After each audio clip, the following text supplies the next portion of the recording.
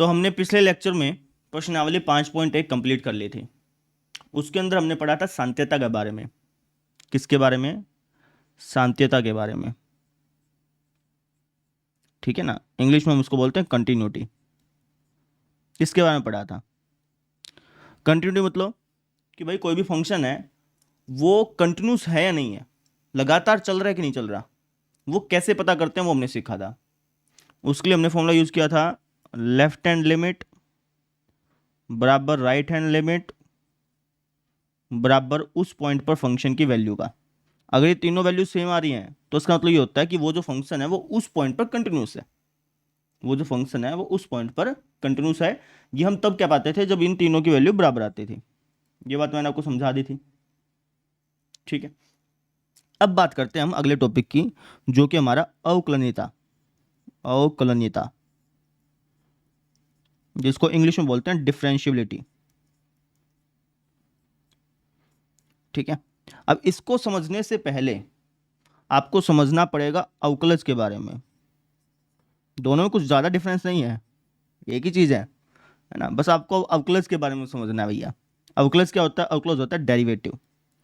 आपने अगर 11th class में थोड़ा बहुत पढ़ा है तो आपको पता होगा कि डेरिवेटिव क्या चीज़ है। फिर भी मैं आपको थोड़ा सा रिवाइज करवा देता हूँ।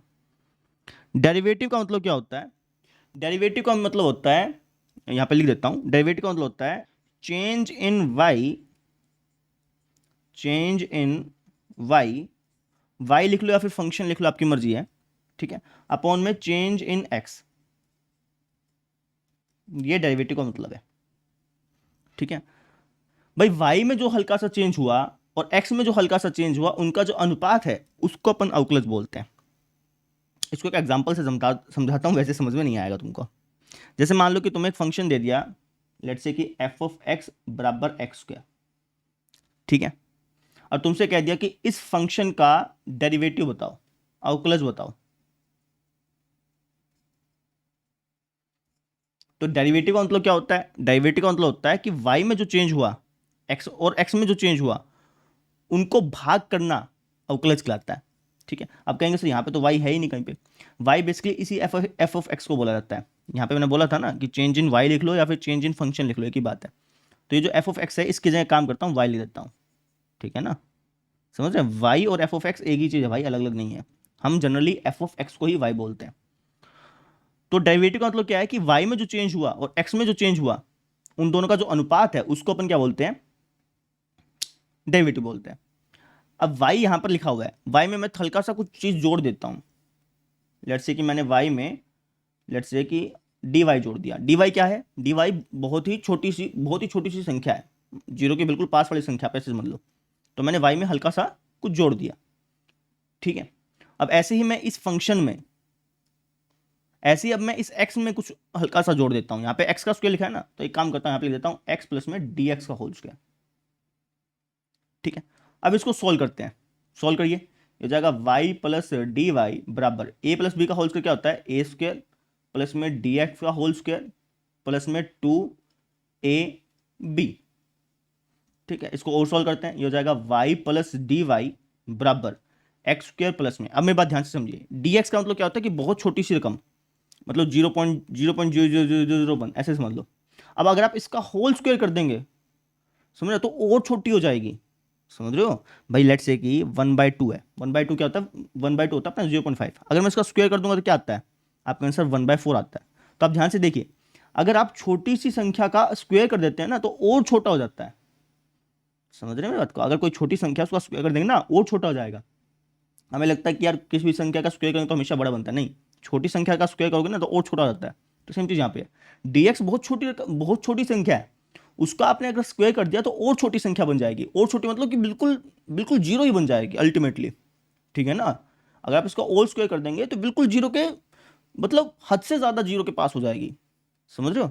तो यहाँ पे मैं इसको जीरो बोल रहा हूँ। असल में ये जीरो नहीं है, लेकिन जीरो के इतने पास है कि आप डिफ्रेंशिएट कर ही नहीं सकते। ठीक है, अब इसकी गुणा कर लेते हैं तो हो जाएगा 2x dx। ठीक है जी, मुझे क्या निकालना है? मुझे निकालना है change in y upon change in x। इसकी वैल्यू मुझे याद करनी है। चेंज इन y मतलब कि y में जो आपने चेंज किया दैट इज dy, और जो आपने x में चेंज किया दैट इज dx। इन दोनों का अनुपात निकालना है, यानी कि मुझे basically D Y upon D X निकालना है भाई। तो यहाँ से निकालते हैं, इसको थोड़ा सा सोल्व करते हैं, निकालते हैं। कैसे निकालेंगे? तो आप कहेंगे से एक काम करिए, D Y upon D X निकालना है ना आपको।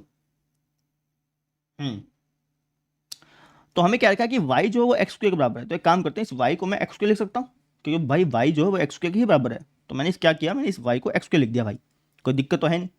प्लस में डी वाई का डी वाई बराबर एक्स स्क्वायर प्लस में 2x dx। यहाँ तो बात समझ आ गई। अच्छा, अब एक्स स्क्वायर से एक्स स्क्वायर कैंसिल आउट कर सकते हैं, दोनों तरफ dx से भाग कर देता हूँ। तो मुझे ultimately D Y by upon D X का वैल्यू मिल गई कितनी, 2x। कहने का मतलब ये है कि अगर आपका फंक्शन है y equal to X square, तो इसका जो डेरिवेटिव होगा, डेरिवेटिव मतलब कि हल्का सा y में चेंज अपॉन में हल्का सा x में चेंज, इसकी जो वैल्यू होगी वो किसके बराबर होगी, 2x के बराबर होगी। अगर आपका function y equal to X square है तो इसका डेरिवेटिव क्या होता है, 2x होता है। अब कौन सर ये आपने बता तो दिया, लेकिन इसका मतलब क्या है? आपने कह दिया कि अगर फंक्शन एक्स स्क्वायर है तो इसका डेरिवेटिव 2x होगा, है ना, आपने करके भी दिखा दिया, समझ भी आ गया, लेकिन फील नहीं आया कि भाई इसका मतलब क्या हुआ। इसका मतलब समझाता हूँ, देखिए इसका मतलब मैं आपको ग्राफ से समझाता हूँ, वहाँ पे आपको ज़्यादा अच्छी तरह से समझ में आएगा। ये जब हमने इसका डेरिवेटिव ज्ञात किया तो 2x आया, इसका मतलब क्या वो समझिए आप। इसका मतलब समझने के लिए मुझे इस फंक्शन का ग्राफ बनाना पड़ेगा। मैंने फंक्शन क्या लिया था, मैंने फंक्शन लिया था y equal to X square. तो इसका मुझे ग्राफ बनाना पड़ेगा, उसके बाद ही आपको इसका मतलब समझ में आएगा। y equal to X square graph कुछ इस तरीके से बनता है। जब मैंने इसका डेरिवेटिव लिया तो इसका डेरिवेटिव आया था D Y upon D X बराबर 2x, है ना। अब इसका डेरिवेटिव 2x आया, इसका मतलब क्या वो समझिए आप। तो इसका मतलब ये होता है कि इस ग्राफ पे आप कोई भी पॉइंट लेंगे ना, कोई भी पॉइंट ले लो, इस ग्राफ पे लेना बस, कोई भी पॉइंट ले लो। मान लो कि आपने ये वाला पॉइंट लिया, तो इस ग्राफ पे आप कोई भी पॉइंट लेंगे। लेट्स से कि आपने ये वाला पॉइंट लिया, ये पॉइंट मान लेते हैं कि लेट्स से ये हमारे पास 4, ठीक है। तो अगर आप इस पॉइंट पर एक स्पर्श रेखा खींचें, इस पॉइंट पर आप एक काम करें, एक स्पर्श रेखा खींचें। मान लो कि आपने कुछ इस तरीके से स्पर्श रेखा खींच दी, इस तरीके से। तो जो स्पर्श रेखा आप खींचेंगे ना, उसका जो ढाल होगा, उसका जो ढाल होगा वो बेसिकली 2x होगा। 2x मतलब जैसे आपने ये जो पॉइंट लिया वो कौन सा लिया, 4 पे लिया, है ना। तो इस 4 पॉइंट पे जो आपने ढाल खींची ना, इस 4 पॉइंट पे जो आपने स्पर्श रेखा खींची, जो टेंजेंट खींची, उसका जो स्लोप होगा, उसकी जो ढाल होगी भाई, वो कितनी होगी, वो होगी आपकी 2x। 2x मतलब 2 गुणा में 4 यानी कि 8। कहने का मतलब ये है कि अगर आप इसकी ढाल देखेंगे ना भैया, अगर आप इसका स्लोप देखेंगे तो ये 8 पाएगा, पक्की बात है, 100 आउट ऑफ 100% पक्की बात है, ठीक है ना। अभी ये चीज़ आपको समझ नहीं आई होगी, इसको मैं तुमको जियोजेब्रा पे करके दिखाता हूँ, वहाँ पे तुम्हें अच्छी तरह से समझ में आएगा। चलिए, तो ये मैंने जियोजेब्रा सॉफ्टवेयर खोल लिया बेटा, और सबसे पहले हम यहाँ पे इनपुट पे क्लिक करके फंक्शन बना लेते हैं। फंक्शन था हमारा y equal to X square. तो फंक्शन का ग्राफ कुछ इस तरीके से बना, आपको दिख रहा होगा। अब डेरिवेटिव का मतलब मैंने क्या बताया था, डेरिवेटिव का मतलब बताया था कि भाई इस ग्राफ पे आप कोई भी पॉइंट ले लो और उस पॉइंट से आप स्पर्श रेखा ड्रॉ करो, उसकी जो ढाल होगी उसको डेरिवेटिव बोलते हैं। तो लेट्स से कि इस ग्राफ पर मैं पॉइंट लेता हूँ, लेट्स से कि 4 वाला, ये वाला पॉइंट ले लिया मान लो, ठीक है। तो अगर मैं इस पॉइंट पर जो स्पर्श रेखा ड्रॉ करूँगा ना, इस पॉइंट पर स्पर्श रेखा जो ड्रॉ करूँगा, उसकी जो ढाल होगी उसी को ही अपन डेरिवेटिव बोलते हैं। अब इस पॉइंट पर स्पर्श रेखा कैसे ड्रॉ करें भाई, तो स्पर्श रेखा ड्रॉ करने के लिए आप इनपुट पे क्लिक करना और यहाँ लिखना आप टेंजेंट। जैसे आप टेंजेंट लिखोगे ना, तो वैसे आपको ये वाला ऑप्शन मिल जाएगा। इस पर क्लिक करके ये एक्स वैल्यू को मैं फंक्शन पे क्लिक कर देना। तो आप इस पॉइंट पर स्पर्श रेखा ड्रॉ करना चाह रहे हो ना, स्पर्श रेखा को टेंजेंट बोलते हैं, तो इसलिए मैंने यहाँ पे टेंजेंट लिखा है। तो आप इस पॉइंट पर स्पर्श रेखा ड्रॉ करना चाह रहे हो, तो इस पॉइंट की जो एक्स वैल्यू है उसको सबसे पहले आपको यहाँ पे लिखना पड़ेगा। इस पॉइंट की एक्स वैल्यू क्या है, आप कहेंगे सर 4, तो 4 लिखिए, ठीक है। फिर आपको लिखना पड़ेगा कि फंक्शन कौन सा है, फंक्शन है जी हमारे पास एक्स स्क्वायर, तो यहाँ पे आप फंक्शन की जगह लिख दीजिए एक्स स्क्वायर। जैसे आप ये लिखेंगे ना, तो ये सॉफ्टवेयर आपको अपने आप ही स्पर्श रेखा बना करके दे देगा। ये हमारी स्पर्श रेखा बन गई। अब मुझे निकालनी है इसकी ढाल। अब ढाल निकालने के अलग अलग तरीके हैं। एक तरीका आप इस्तेमाल ये कर सकते हैं कि जैसे ढाल कैसे निकालते हैं, ढाल निकालने का एक तरीका ये होता है कि आप ये वाला एंगल पता कर लें, उसके बाद उस एंगल की टेंजेंट निकाल लें, उस एंगल का टेंजेंट निकाल लें। जैसे मान लो कि एंगल आया 82 डिग्री, मान लो लेट्स से, तो अगर आप ये 82 डिग्री आया तो उसका टेंजेंट निकाल लें, टेंजेंट 82 डिग्री निकाल लें, तो ये आपको ढाल पता चल जाएगी। एक तरीका तो ये हो गया। दूसरा तरीका आप ये भी इस्तेमाल कर सकते हैं कि जैसे आपको ये पॉइंट और ये पॉइंट मालूम है ना, दो पॉइंट आपको मालूम है ये, तो आप यहाँ पर ढाल निकालने का वो वाला तरीका इस्तेमाल कर सकते हैं, y2 minus Y one upon X two minus X one. याद होगा आपको, m बराबर y2 minus Y one upon X two minus X one नहीं होता था। तो उस तरीके से भी आप इस रेखा की ढाल ज्ञात कर सकते हैं। तो आपकी जैसी इच्छा है वैसे ज्ञात कर लें, तो मैं उसी तरीके से ज्ञात कर रहा हूँ। तो यहाँ पे मैं एक बार पेन टूल ओपन कर लेता हूँ। देखिए, जैसे ये वाला पॉइंट है, ये वाला पॉइंट के तो कोऑर्डिनेट हमें मालूम है 4,16। एक पॉइंट और ले लो इस रेखा पे, जैसे ये वाला पॉइंट है ये लेते हैं, इसके कोऑर्डिनेट है 2,0। मुझे इस ब्लैक वाली रेखा की ढाल ज्ञात करनी है ना। तो इसकी ढाल ज्ञात करने का सूत्र क्या हो जाएगा, ये हो जाएगा y2 minus Y one upon में x2 minus X one. Value put करते हैं तो हो जाएगा 16 माइनस 0 अपॉन में 4 माइनस 2। सोल्व करने पे क्या आएगा, 8 आएगा। कहने का मतलब कि इस रेखा की जो ढाल है वो 8 है। ढाल 8 है, इसका मतलब क्या हो गया कि ये जो एंगल है ना, ये एंगल मान लो आपका 82 डिग्री है, लगभग लगभग इतना ही पाएगा। तो ये जो एंगल है इसका अगर मैं टेंजेंट निकालूंगा ना, तो वो हमारी 8 आएगी। इसका मतलब ये हो गया बेसिकली, ठीक है। तो डेरिवेटिव का मतलब क्या होता है, डेरिवेटिव का मतलब ये होता है कि उस ग्राफ पे आप कोई भी पॉइंट ले लीजिए, उस पॉइंट पर अगर आप स्पर्शरेखा ड्रॉ करते हैं तो उसकी जो ढाल होती है उसको डेरिवेटिव बोलते हैं। तो मैं ये बोल सकता हूँ कि ये जो फंक्शन है, इस फंक्शन का इस पॉइंट पर जो डेरिवेटिव है, इस फंक्शन का इस पॉइंट पर जो डेरिवेटिव है वो कितना है, 8 है ना। अब देखो, डेरिवेटिव ज्ञात करने का एक तो ये लंबा तरीका हो गया कि भाई ग्राफ बनाओ, पॉइंट ड्रॉ करो, फिर उस पर स्पर्श रेखा बनाओ, फिर वो एंगल देखो, एंगल देख के टेंजेंट निकालो, फिर आपको पता चलेगा कि ढाल कितनी है। एक तो लंबा तरीका ही हो गया। दूसरा तरीका क्या है, कि दूसरा तरीका ये है कि आप डेरिवेटिव का इस्तेमाल कर लो, जो डेरिवेटिव वाला फॉर्मूला लिखा है था उसका इस्तेमाल कर लो। कैसे सर जी, हमें पता है कि जो हमारा फंक्शन होता है एफ ऑफ एक्स बराबर एक्स स्क्वायर, इसका जो डेरिवेटिव होता है, डेरिवेटिव को हम जनरली एफ डैश एक्स से डिनोट करते हैं। एफ डैश एक्स कर दो, या फिर आप D Y upon D X कर लो, आपकी जैसी इच्छा वैसे कर सकते हैं आप डिनोट। इसको ऐसे भी कर लो, ऐसे कर लो, आपकी इच्छा है। तो जो इसका डेरिवेटिव था वो था हमारा 2x, ठीक है। तो अगर आपको पता करना है कि इस ग्राफ में इस स्पर्श रेखा की ढाल कितनी होगी, तो आप क्या करेंगे, यहाँ पे डायरेक्टली पॉइंट प्लॉट कर देंगे। यहाँ पे अगर आप डायरेक्टली पॉइंट प्लॉट करेंगे तो आपको क्या मिलेगा बताना ज़रा। तो आप कहेंगे सर यहाँ पे मिलेगा मुझे 2 गुना 4 बराबर 8, 8 मिलेगा। तो ये जो डेरिवेटिव वाला जो तरीका था ना, जो मैंने डेरिवेटिव वाला तरीका निकाल के दिखाया था, ये हमें डायरेक्टली बता देता है कि उसकी ढाल क्या होगी। वापस समझो, ढाल को ज्ञात करने का एक तो तरीका ये है कि मैं ऐसे ग्राफ बनाऊं, स्पर्श रेखा ड्रॉ करूं, फिर ढाल पता करूं। एक तरीका ये है, लेकिन बहुत लेंथी पड़ जाएगा, ऐसा कौन करे, है ना। दूसरा तरीका क्या है कि आप डेरिवेटिव का इस्तेमाल कर लें। डेरिवेटिव का इस्तेमाल कैसे, कि जैसे आपको पता है कि एफ ऑफ एक्स बराबर एक्स स्क्वायर का डेरिवेटिव क्या होता है, 2x होता है। तो यहाँ पे आपको जिस पॉइंट का ढाल चाहिए, भाई जैसे आपको चाहिए कि भाई इस पॉइंट पर जो स्पर्शिका बने, 4 पॉइंट पर जो स्पर्शिका बने उसकी ढाल चाहिए, तो यहाँ पे आप 4 ढाल दीजिए, तो उसकी ढाल कितनी आएगी, 8 आएगी।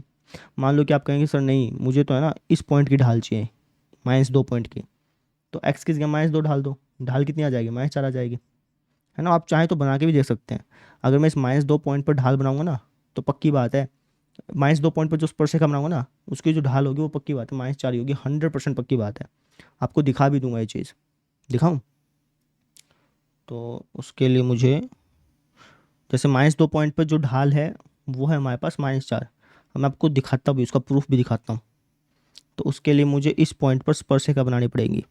तो वापस से मैं किस पे जाऊँगा, अलजेब्रा पे जाऊँगा। मुझे अब टेंजेंट बनानी है ना, तो यहाँ पे मैं लिख दूंगा टेंजेंट, TAN, थोड़ा सा खिचड़ी टाइप दिखेगा लेकिन समझ में आ जाएगा तुमको। टेंजेंट किस पॉइंट पे बनानी है, -2 पॉइंट पे, तो यहाँ पे लिख दूंगा -2। फंक्शन हमारे पास क्या है, फंक्शन तो जी वही एक्स स्क्वायर है, लिख दिया।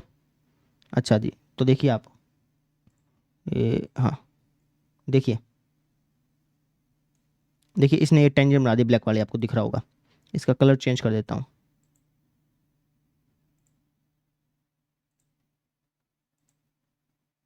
ब्लू कर देता हूँ, ठीक है। तो ये जो आप ब्लू वाली रेखा देख रहे हैं ना, ये बेसिकली स्पर्श रेखा है जो कि -2 पॉइंट पर बन रही है, ठीक है। तो अगर मुझे इसकी ढाल ज्ञात करनी है, तो ढाल ज्ञात करने के लिए मैं क्या करूँगा, ढाल ज्ञात करने के लिए इस रेखा पर कोई 2 पॉइंट पता कर लूँगा। आपको सर एक पॉइंट तो ये पता ही है, एक पॉइंट आपको ये पता है,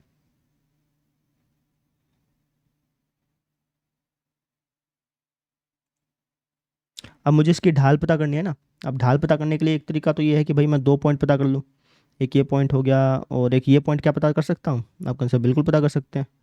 यहाँ पे टूल्स पे जाइए, पॉइंट पे जाइए और इस पर क्लिक कर दीजिए, आपको पॉइंट मालूम चल जाएगा। ये पॉइंट क्या हमारा, ये पॉइंट है -1,0। तो अब मेरी बात ध्यान से समझिए, आपको इस ब्लू वाली रेखा की ढाल ज्ञात करनी है ना। तो ये पॉइंट तो है आपके पास, ये वाला पॉइंट, ये पॉइंट आपके पास -2,4, और ये वाला पॉइंट आपके पास क्या आया है, ये वाला पॉइंट आपका -1,0। तो y2 - y1 upon x2 - x1 वाला तरीका लगा लीजिए, लगाना। तो ये आ जाएगा जो हमारे पास कुछ इस तरीके से, है ना। तो इसको सॉल्व करूँगा तो कुछ आएगा ऐसे, और इसको सॉल्व करूँगा तो कुछ आएगा ऐसे। कहने का मतलब कि -2 पर जो स्पर्श रेखा बन रही है उसकी ढाल कितनी है, -4 है ना। और ये हमने फॉर्मूले से पहले पता देख लिया था, समझ रहे। तो डेरिवेटिव का ये फ़ायदा है, डेरिवेटिव आपको चीज़ों को आसान कर देता है। समझ रहे हैं मेरी बात को। भाई अगर मान लो कि मेरा मन किया कि यार मुझे तो है ना, लेट्स से कि इस 2 पॉइंट पर, इस 2 पॉइंट पर जो स्पर्श रेखा बन रही है उसकी ढाल चाहिए। स्पर्श रेखा बेसिकली ये नहीं होगी क्योंकि स्पर्श रेखा 2 पॉइंट पर नहीं काटती ना। तो इसको मैं थोड़ा सा मिटा देता हूँ।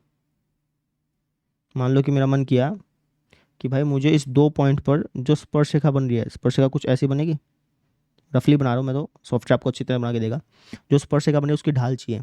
तो एक तो तरीका ये है कि मैं स्पर्श रेखा बनाऊँ, फिर यहाँ पे 2 पॉइंट लूँ, फिर y2 - y1 ऊपर x2 - x1 का तरीका लगाऊँ, फिर यहाँ से मुझे ढाल पता चले। एक तरीका ये।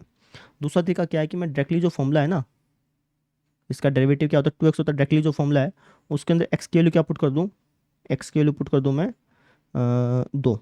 तो डायरेक्टली मुझे बता देगा कि इसकी जो ढाल आएगी वो 4 आएगी, पक्की बात है। तो ये डेरिवेटिव का फ़ायदा है, इसलिए अपन डेरिवेटिव पढ़ते हैं। आई होप सबको चीज़ें समझ में आ रही होंगी धीरे धीरे, समझ में आ गई। तो अब मैं वापस से आपको लिख के दिखाता हूँ, ठीक है। तो हमने यही चीज़ सीखी कि भाई अगर हमारा फंक्शन x² है तो इसका डेरिवेटिव 2x है। तो इसका क्या मतलब हुआ, इसका मतलब ये हुआ कि अगर मैं इस फंक्शन का, अगर मैं इस फंक्शन का ग्राफ बनाऊंगा और उस ग्राफ पे अगर मैं कोई भी पॉइंट लूँगा ना और उस पर अगर मैं स्पर्श रेखा बनाऊंगा तो उस स्पर्श रेखा की जो ढाल होगी वो हमारी क्या होगी बेटा, वो हमारी पक्की बात है 2x होगी। x² फंक्शन में आप कोई भी पॉइंट लीजिए और उस पॉइंट पर आप स्पर्श रेखा बनाइए और उस स्पर्श रेखा की जो ढाल होगी वो बेटा 2x होगी। इसका ये मतलब हो गया, समझ रहे। जैसे मान लीजिए कि आपके पास फंक्शन लेट से y इक्वल टू कुछ भी ले लो, लेट से कि आपके पास x³ ये फंक्शन है। अगर मैं आपसे कह दूं कि इसका डेरिवेटिव ज्ञात करें, तो डेरिवेटिव आप कैसे ज्ञात करेंगे। तो डेरिवेटिव का मतलब होता है change in y upon change in x, है ना। तो y में हल्का सा चेंज कर देते हैं, तो y में लेट से कि मैं dy जोड़ देता हूँ। ऐसे x में हल्का सा चेंज कर देते हैं, x में लेट से कि मैं dx जोड़ देता हूँ, ठीक है। अब इसको सोल्व करते हैं तो हो जाएगा y प्लस डी वाई बराबर a का क्यूब प्लस b का क्यूब प्लस में 3a² b प्लस में 3ab²। तो इसको सोल्व करते हैं तो हो जाएगा y प्लस डी वाई बराबर x³ प्लस में छोटी सी संख्या थी उसको आपने क्यूब कर दिया तो बहुत छोटी संख्या हो जाएगी, है ना। मतलब हद से ज़्यादा जीरो के पास पहुंच जाएगी, ठीक है। तो इसको जीरो बोल देते हैं। ये क्या हो जाएगा, ये हो जाएगा सर जी 3x² dx। ये क्या हो जाएगा, आप कहेंगे सर dx का होल स्क्वायर हो गया तो बेसिकली तो जीरो बन जाना है ना। तो हो जाएगा y प्लस डी वाई बराबर x³ प्लस में 3x² dx, ऐसा हो गया, ठीक है। अब y हमारा किसके बराबर था, x³ के बराबर था, तो y की जगह लिख देता हूँ x³ प्लस डी वाई बराबर x³ प्लस में 3x² dx। तो x³ से x³ कट गया, दोनों तरफ dx से भाग कर देता हूँ, तो हमारे पास D Y upon D X क्या आ जाएगा, D Y upon D X आ जाएगा 3x², है ना। अब इसका मतलब क्या वो समझो, हमारे पास फंक्शन था x³, इसका जब हमने डेरिवेटिव ज्ञात किया तो वो आया 3x²।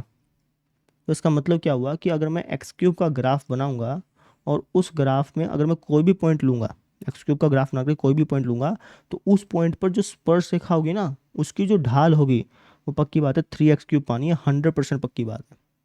इसका बेसिकली ये मतलब हो गया, समझ रहे हो मेरी बात को। वापस समझिए, डेरिवेटिव का मतलब क्या होता है कि इस फंक्शन के ग्राफ में आप कोई भी पॉइंट लेंगे ना उस पॉइंट पर जो स्पर्शरेखा की ढाल होगी वो 2x होगी। इस फंक्शन के ग्राफ में आप कोई भी पॉइंट लेंगे ना, तो उस पॉइंट पर जो स्पर्शरेखा की ढाल होगी वो पक्की बात है 3x² होगी। इसका बेसिकली ये मतलब होता है, समझ रहे हैं, डेरिवेटिव आपकी चीज़ों को बहुत ज़्यादा आसान कर देता है। भाई अगर मैं आपसे कहता कि भाई इसके ग्राफ में x बराबर 4 पर जो स्पर्शरेखा बन रही है उसकी उसकी ढाल बताओ, तो एक तो तरीका ये था कि तुम पहले इसका ग्राफ बनाओ, फिर वहाँ पे तुम x बराबर 4 पर इसकी स्पर्शरेखा खींचो, फिर उसकी ढाल बताओ, बहुत लंबा तरीका पड़ता। दूसरा तरीका क्या है कि डेरिवेटिव का इस्तेमाल कर लो। तुम्हें पता है कि x² का डेरिवेटिव 2x होता है ना, तुमने निकाल के भी देख लिया, तो तुमने डेरिवेटिव निकाल लिया।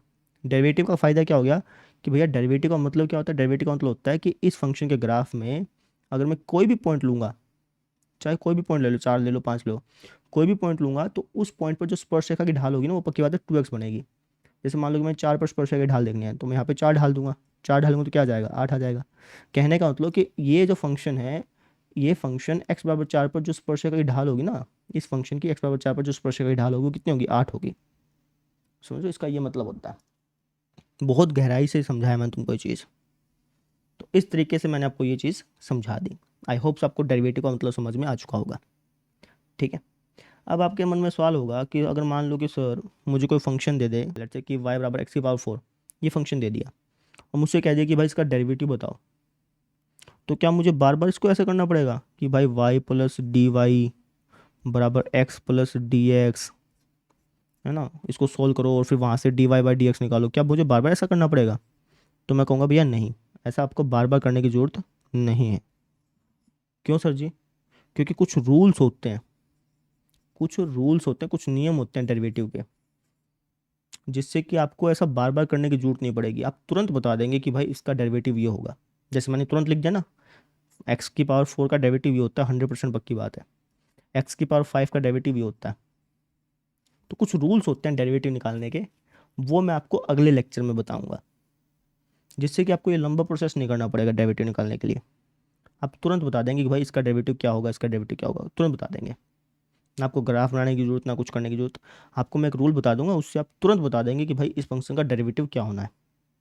ठीक है, तो आज के लेक्चर में हमें जो मुख्य बात समझनी थी ना भाई, आज के लेक्चर में जो हमें मुख्य बात समझनी थी वो ये थी कि भाई डेरिवेटिव का मतलब क्या होता है, वो हमें मोटा मोटा समझना था, जो कि हमने समझ लिया। वापस से समझा देता हूँ। डेरिवेटिव का मतलब होता है कि उस फंक्शन के ग्राफ पे अगर मैं कोई भी पॉइंट लूँगा और उस पॉइंट पर अगर मैं स्पर्शरेखा खींचता हूँ तो उसकी ढाल क्या होगी, ये मतलब होता है डेरिवेटिव का। स्पर्शरेखा की ढाल क्या होगी, इसी को ही अपन क्या बोलते हैं, डेरिवेटिव बोलते हैं। कोई भी अगर तुम्हें फंक्शन मिल जाए, मान लो कि कोई फंक्शन मिल गया लेट्स से साइन एक्स, तो साइन एक्स का अगर आपसे कोई डेरिवेटिव पूछा तो इसका मतलब क्या हो गया, इसका मतलब ये हो गया कि साइन एक्स के ग्राफ पे अगर आप कोई भी पॉइंट लेंगे और उस पॉइंट पर अगर आप स्पर्शरेखा बनाएंगे तो उसकी ढाल क्या होगी, उसी को ही अपन क्या बोलते हैं, डेरिवेटिव बोलते हैं। सुन में आई बात? तो ये चीज़ है, कोई भी फंक्शन मिल गया और उसका अगर आपसे डेरिवेटिव पूछा तो इसका मतलब बेसिकली ये है कि वो आपसे ये पूछना चाह रहा है कि उस ग्राफ पर कोई भी पॉइंट लूँगा तो उस पॉइंट की स्पर्शरेखा की ढाल क्या होगी, ये होता है हमारा डेरिवेटिव का मतलब। ठीक है, अब कुछ एक फॉर्मूले हैं, कुछ रूल्स हैं डेरिवेटिव ज्ञात करने के, वो मैं आपको अगले लेक्चर में बताऊंगा। फिर उससे अगले लेक्चर में मैं आपको एक्सरसाइज 5.2 कंप्लीट करवा दूंगा। ठीक है, आई होप सबको समझ में आ गया होगा। आज मेरी एनर्जी बहुत डाउन है, तो इसलिए थोड़ा सा हो सकता है कि आपको एनर्जी लो लगी हो। अगर कोई समझने में दिक्कत हो तो मुझे बता दीजिएगा, मैं इस लेक्चर को वापस से रिकॉर्ड करके ढाल भी दूंगा, कोई दिक्कत नहीं मुझे, है ना। तो आप मुझे बता दीजिएगा कि समझ में आया कि नहीं आया। ठीक है, तो बस कल मिलते हैं फिर, थैंक यू। लेक्चर में मैंने आपको डेरिवेटिव के बारे में बता दिया था, है ना, मैंने आपको ये बता दिया था कि डेरिवेटिव का बेसिकली मतलब क्या होता है। जैसे आपको कंटिन्यूटी का मतलब पता है, अगर आपसे कोई फंक्शन दे दे और पूछ ले कि भाई ये फंक्शन कंटिन्यूस है या नहीं है, तो आपको पता है कि वो आपसे क्या पूछना चाह रहा है ना, आपको समझ में आ जाता है ना। जैसे मान लो कि मैंने आपको फंक्शन दे दिया y=x², अब मैंने पूछ लिया कि भाई ये जो फंक्शन है वो x बराबर 2 पर कंटिन्यूस है या नहीं है, ये पूछ लिया मैंने, है ना। तो जैसे मैं ये पूछ रहा हूँ तो आपको समझ में आ गया, है ना। कंटिन्यूस का मतलब ये हो गया कि भाई ये फंक्शन लगातार चल रहा है कि नहीं चल रहा, 2 के हल्का सा पीछे और 2 के हल्का सा बाद और 2 पर ये फंक्शन लगातार कंटिन्यूस है या नहीं है, इसका मतलब ये होता है इसलिए। ठीक है, तो कंटिन्यूटी का मतलब आपको समझ में आ चुका है। उसके बाद मैंने आपको बताया डेरिवेटिव के बारे में। जैसे मान लीजिए कि आपको कोई फंक्शन दे दिया और आपसे पूछ लेगा कि भाई इसका डेरिवेटिव बताओ, इसका डेरिवेटिव बताओ। तो डेरिवेटिव का मतलब क्या होता है? डेरिवेटिव का मतलब होता है कि भाई इस फंक्शन पर अगर मैं कोई भी पॉइंट लूंगा, इस फंक्शन पर अगर मैं कोई भी पॉइंट लूंगा, तो उस पॉइंट पर, इस फंक्शन पर किसी भी पॉइंट के, किसी भी पॉइंट पर बनने वाली स्पर्श रेखा जो होगी ना, बनने वाली स्पर्श रेखा जो होगी, उसकी ढाल मैं आपसे पूछ रहा हूं बेसिकली। समझ में आई मेरी बात? कंटिन्यूटी का तो मतलब ये होता है कि मैं आपसे ये पूछ रहा हूँ कि ये जो फंक्शन है वो लगातार है या नहीं है, कहीं कट तो नहीं रहा। और डेरिवेटिव का मतलब ये होता है कि ये जो फंक्शन है, ये जो फंक्शन है, इसके इसके ऊपर अगर मैं कोई भी पॉइंट लूंगा, तो उस पॉइंट पर अगर मैं स्पर्श रेखा खींचता हूं तो उसकी ढाल क्या है। डेरिवेटिव का मतलब बेसिकली क्या होता है कि भैया उसकी ढाल क्या है। समझ में आ गई? तो डेरिवेटिव का मतलब हमने जान लिया था। ठीक है, अब मैं आपको क्या बताने जा रहा हूं, अब मैं आपको कुछ रिजल्ट्स बताने जा रहा हूं। रिजल्ट्स कह लो, फॉर्मूले कह लो, रूल कह लो, एक ही बात है। ठीक है, रिजल्ट्स कैसे सर जी? जैसे मैंने आपसे पूछा कि यार y equal to X square का डेरिवेटिव बताओ, तो तुम कैसे याद करते थे? आप कहेंगे सर y में मैं हल्का सा कुछ जोड़ देता था, ऐसे x में मैं हल्का सा कुछ जोड़ देता था, है ना। इसको सोल्व करता था, सोल्व करने पर लास्ट में आता था D Y upon D X. D Y upon D X basically derivative ही होता है ना। तो D Y upon D X निकल जाता था, जो कि निकलता था 2x। यानी कि अगर मैं इस फंक्शन पे कोई भी पॉइंट लूंगा और उस पॉइंट पर स्पर्श रेखा खींचूंगा ना, तो उस स्पर्श रेखा की जो ढाल होगी वो हमेशा 2x होगी। ठीक है, तो इतना लंबा मेथड लगाने के बाद मुझे इसका डेरिवेटिव पता चलता था। ठीक है, अब मैं आपको कुछ रिजल्ट्स बता रहा हूँ, कुछ फॉर्मूले बता रहा हूँ, जिससे कि आपको इतना लंबा मेथड ना लगाना पड़े। अगर मान लो कि आपको कोई क्वेश्चन दे दे y equal to X cube, अब आपसे कोई कह दे कि भाई इसका डेरिवेटिव बताओ। ठीक है, अब अगर तुम ये मेथड लगाओगे तो बहुत टाइम लग जाएगा भाई, है ना।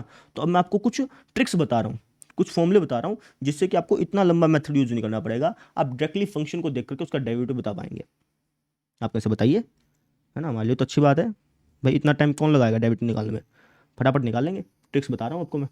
देखिए, पहली ट्रिक ये है कि भाई अगर आपको कभी भी कोई इस तरीके का फंक्शन मिल जाए, एक्स की पावर एन, इस तरीके का कभी भी कोई फंक्शन मिल जाए, तो इसका जो डेरिवेटिव होता है, डेरिवेटिव को हम इस तरीके से भी रिप्रेजेंट कर सकते हैं, है ना, ऊपर हल्का सा डंडा लगा दिया, ये भी डेरिवेटिव का सिंबल है। या फिर हम इस तरीके से भी रिप्रेजेंट कर सकते हैं, डी बाई डी एक्स लिख के, यहाँ पे एक्स के पावर एन लिख दिया, ये भी डेरिवेटिव का सिंबल होता है। या फिर हम ऐसे लिख लो चाहे ऐसे लिख लो, है ना, दो ही तरीके होते हैं भाई। एक तरीका और भी होता है कि भाई एफ डैश एक्स लिख लो, वो यही चीज़ आ गई।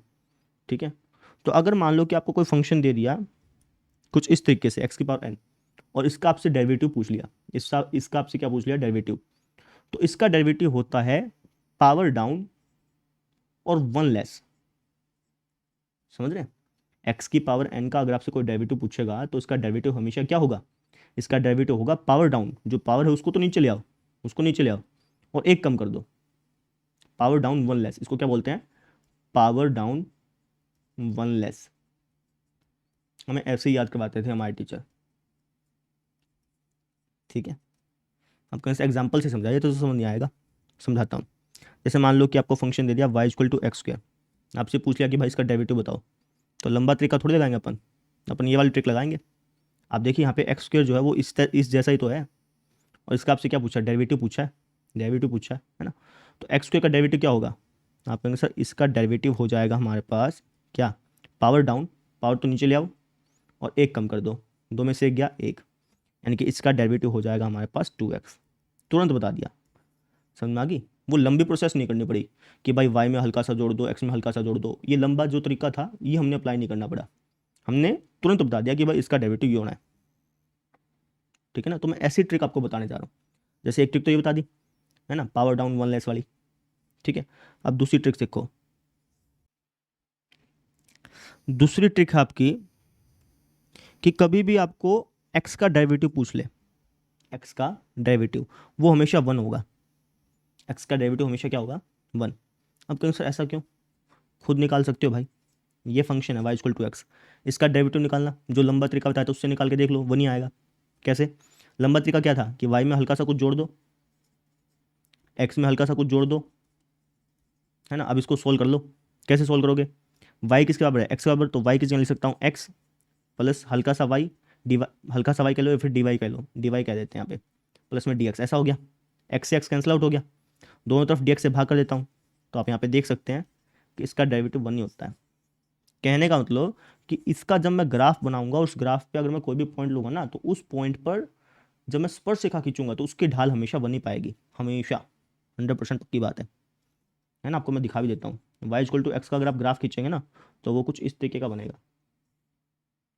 इस पे आप कोई भी पॉइंट ले लीजिए, मान लीजिए कि आपने ये पॉइंट लिया, ठीक है, और इस पॉइंट पर आप स्पर्श रेखा खींचिए, इस पॉइंट पर अगर आप स्पर्श रेखा खींचेंगे तो वो यही यही रेखा खींची जाएगी, ठीक है। अगर आप इसकी ढाल ज्ञात करेंगे, ढाल माने कि ये वाला एंगल आप ज्ञात करेंगे, ये वाला एंगल आएगा 45 डिग्री।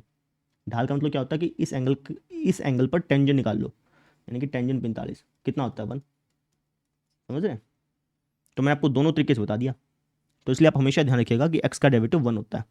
इतना लंबा लंबा प्रोसेस करने की जरूरत ना पड़े, ये मैंने आपको इसलिए समझाया ताकि आपको फील हो जाए कि भाई x का डेरिवेटिव 1 होता क्यों है ना। अल्जेब्रिक वे में भी समझा दिया और ग्राफिकल भी समझा दिया कि भाई x का डेरिवेटिव 1 क्यों होता है, समझ में आ गया। तो ये दूसरी बात आप ध्यान रखें।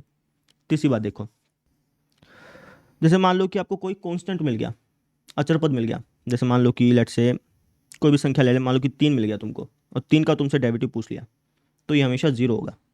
किसी भी अचर पद का, किसी भी कांस्टेंट का जो डेरिवेटिव होता है वो हमेशा 0 होता है। कांस्टेंट को लेट से मैं सी से डिनोट कर रहा हूँ। सी माने कि कोई भी संख्या हो सकती है, 3 4 5 6, कोई भी अचर पद आपको मिल गया ना तो उसका डेरिवेटिव हमेशा 0 होना है। अब कांस्टेंट का डेरिवेटिव 0 क्यों होता है, इसको भी मैं आपको समझा देता हूँ। देखिए, जैसे आपको फंक्शन मिल गया लेट से y=3, अगर आप इसका ग्राफ बनाएंगे तो कैसा ग्राफ बनेगा, तो आपको सर y=3 का ग्राफ बनेगा कुछ इस तरीके से, क्योंकि ये 3 पॉइंट है तो y=3 का ग्राफ ऐसे बनेगा। अब डेरिवेटिव का मतलब क्या होता है कि इसके ऊपर अगर आप कोई भी पॉइंट लेंगे, मान लो कि आपने ये पॉइंट ले लिया और इस पॉइंट पर अगर आप स्पर्श रेखा खींचेंगे, जब आप इस पॉइंट पर स्पर्श रेखा खींचेंगे तो वो आपकी कुछ इस तरीके से खींची जाएगी, है ना। अब कहेंगे सर स्पर्श रेखा ऐसी क्यों खींची गई, स्पर्श रेखा क्या हम ऐसी नहीं खींच सकते थे, क्या स्पर्श रेखा हम ऐसी नहीं खींच सकते थे, नहीं बेटा, स्पर्श रेखा को खींचने का रूल होता है, बताऊं।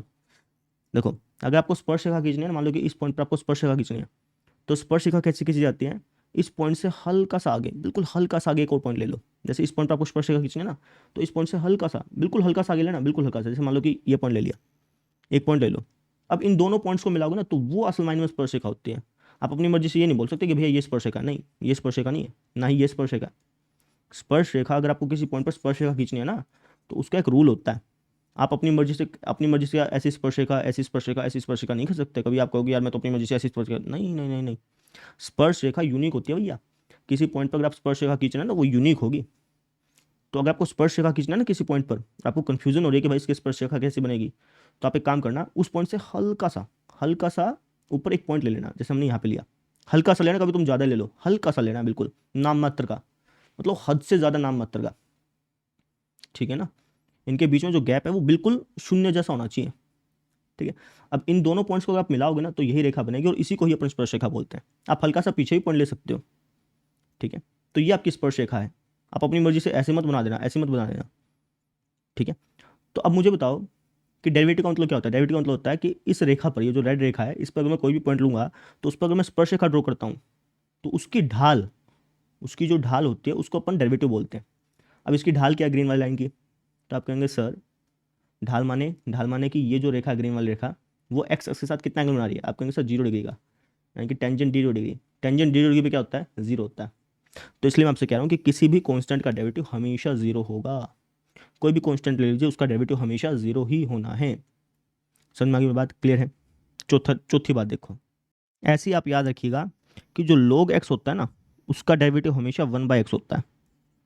log x का डेरिवेटिव हमेशा क्या होगा बेटा, 1/x। अब मैं इनके प्रूफ नहीं करवा रहा हूँ, आपको इनको याद रखना है। इसी तरीके से प्रूफ कर सकते हो जैसे मैंने ये करवाए, है ना। प्रूफ करने की आपको जरूरत नहीं है, कभी आप हर एक का प्रूफ करने लग जाओ, उसकी कोई जरूरत नहीं, बस आपको याद रखनी है चीज़ें, ठीक है ना। मैंने इनके प्रूफ इसलिए कराया ताकि आपको थोड़ा फील हो जाए कि भाई इनका डेरिवेटिव ये हुआ होता क्यों है। सेम चीज़ आप इसके साथ कर सकते हैं। इसका जब आप ग्राफ बनाएंगे ना तो वहाँ पर आप कोई भी पॉइंट लेंगे तो उस पॉइंट पर अगर आप स्लोप खींचेंगे, उस पॉइंट पर अगर आप स्पर्श रेखा खींचेंगे तो उसकी जो ढाल होगी ना वो हमेशा 1/x होनी है। चाहे तो आप ग्राफ बना के देख लो, ठीक है, लेकिन मैं बना के नहीं दिखा रहा हूँ, अभी मैं आपको डायरेक्टली फॉर्मूला लिखवाऊंगा, आप उनको याद रखिएगा, ठीक है। तो चौथा फॉर्मूला क्या है, log x का डेरिवेटिव हमेशा 1/x होगा। पांचवा फॉर्मूला देखो, पांचवा फॉर्मूला आपका e⁻x का डेरिवेटिव हमेशा e⁻x होता है। इसको भी आप हमेशा याद रखिएगा। छठा फॉर्मूला देखिए, आप छठा फॉर्मूला आपका ए टू द पावर एक्स और इसका डेरिवेटिव होता है हमारे पास ए टू द पावर एक्स और log ए। ठीक है, हमें बताता हूँ एक चीज़ बताता हूँ आपको मैं, ये दोनों फॉर्मूले सेम है। कैसे सेम है? E to the power X का जो डेरिवेटिव होता है ना, वो असल मायने में होता है E to the power x और log ई, ये होता है। ठीक है, log में क्या होता है, दो चीज़ होती है, एक तो संख्या होती है और एक उसके बेस पे एक संख्या लिखी होती है। अगर log के बेस में कुछ नहीं लिखा ना, तो इसका मतलब ये होता है कि हम उसके बेस में हमेशा ई को मानेंगे। अगर ये संख्या और ये चीज़ जो इसके बेस में लिखी है अगर ये सेम है ना, तो इसकी वैल्यू हो जाती है 1। ठीक है, अब E to the power X की अगर मैं 1 से गुणा करूंगा तो हमारा E to the power X ही आना है, तो इसलिए E to the power X का derivative E to the power X होता है। लेकिन अगर आप यहाँ पर देखें E to the power X का डेरिवेटिव क्या होगा, सेम इसी तरीके से अगर मैं इसी पैटर्न में काम करूँ तो आप कहेंगे सर इसका डेरिवेटिव होगा ए टू द पावर एक्स, फिर लोग ये जो संख्या लिखी है उसको ले लेते हैं। ठीक है, अब यहाँ पर इसके बेस में कुछ नहीं लिखा है तो इसके बेस में क्या मानेंगे, ई मानेंगे। अब इसके बेस में आप ई को लिखिए चाहे ना लिखिए कोई फर्क नहीं पड़ता। ठीक है ना, समझ रहे हैं बात को? अगर ये दोनों सेम संख्याएं सेम है, ये वाली संख्या और इसका आधार ये दोनों सेम है, तो ये हमेशा 1 के बराबर होगा बेटा, इस चीज़ का ध्यान रखिएगा। ठीक है, ये मैंने आपको एक्स्ट्रा बात बता दी, अगर आप ध्यान नहीं भी रखेंगे तो कोई ऐसा दिक्कत नहीं होगी, लेकिन फिर भी थोड़ा सा बात समझा दी मैंने आपको। नहीं समझ में आई कोई दिक्कत नहीं है, आप बस इनको याद रखिएगा। E to the power X का derivative E to the power X, A to the power X का derivative A to the power X log A, इनको आप रट लीजिए भैया। ठीक है, अगला फॉर्मूला देखिए। देखिए, तो ये तो मैंने आपको 6 फॉर्मूले लिखवा लिए बेसिक से। अब मैं आपको फॉर्मूला लिखवाता हूँ ट्रिग्नोमेट्री के। जैसे मान लो कि आपको जो फंक्शन दे दिया वो लेट से आपको फंक्शन दे दिया लेट से साइन एक्स और इसका डेरिवेटिव पूछ लिया, तो साइन एक्स का डेरिवेटिव होता है कोस एक्स, याद रखिएगा इसको। ठीक है, कोस एक्स का डेरिवेटिव होता है माइनस का साइन एक्स। ठीक है, और टेंजेंट एक्स का डेरिवेटिव होता है सीकेंट स्क्वायर एक्स। इनका प्रूफ नहीं करवा रहा हूँ, आप चाहें तो प्रूफ कर सकते हैं। ठीक है ना, जैसे आप ये ले लीजिए Y equal to sine X, है ना, और दोनों में हल्का हल्का जोड़ दीजिए, जैसे वाई में आप हल्का सा डी वाई जोड़ दीजिए, ऐसे ही साइन एक्स में एक्स में कुछ हल्का सा जोड़ दीजिए। ठीक है, और अब इसको खोल लीजिए साइन ए प्लस बी के फॉर्मूले से, इसको खोल करके सोल्व करते जाएंगे तो लास्ट में आपको जो D Y upon D X मिलना है ना, वो पक्की बात है कोस एक्स से मिलना है। ठीक है, तो आप इसको चाहें तो प्रूफ कर सकते हैं, लेकिन प्रूफ करने की जरूरत नहीं है, बस आपको इसको याद रखना है अब। ठीक है ना, जो भी बेसिक कंसेप्ट समझाना था वो सारी चीज़ समझा चुका हूँ। अब बारी है आपको याद रखने की, तो इनको याद रखिए। साइन एक्स का डेरिवेटिव कोस एक्स का derivative minus sine x, tangent x का डेरिवेटिव सीकेंट स्क्वायर एक्स। अगला फॉर्मूला देखिए, भाई, अगला फॉर्मूला आपका सीकेंट एक्स का डेरिवेटिव। सीकेंट एक्स का डेरिवेटिव होता है secant x dot tangent x, dot माने गुना। ठीक है, अच्छा जी, अगला फॉर्मूला आपका कोसिकेंट एक्स का डेरिवेटिव, ये बराबर होता है आपके पास कोसिकेंट एक्स गुणा में कोट एक्स। बस यहाँ पे एक चीज़ का ध्यान रखना है कि यहाँ पे नेगेटिव लगेगा, जैसे जिसमें को लग रहा है ना, जैसे कोस में को होता है तो यहाँ पे नेगेटिव लगना है, कोसिकेंट में को लिखा होता है तो यहाँ पे नेगेटिव लगना है, इस तरीके से याद रख लेना भाई। ठीक है, लास्ट फॉर्मूला रह गया आपका कोट एक्स का डेरिवेटिव। कोट एक्स का डेरिवेटिव होता है जैसे यहाँ पे को आ गया तो यहाँ पे नेगेटिव लगना ही लगना है।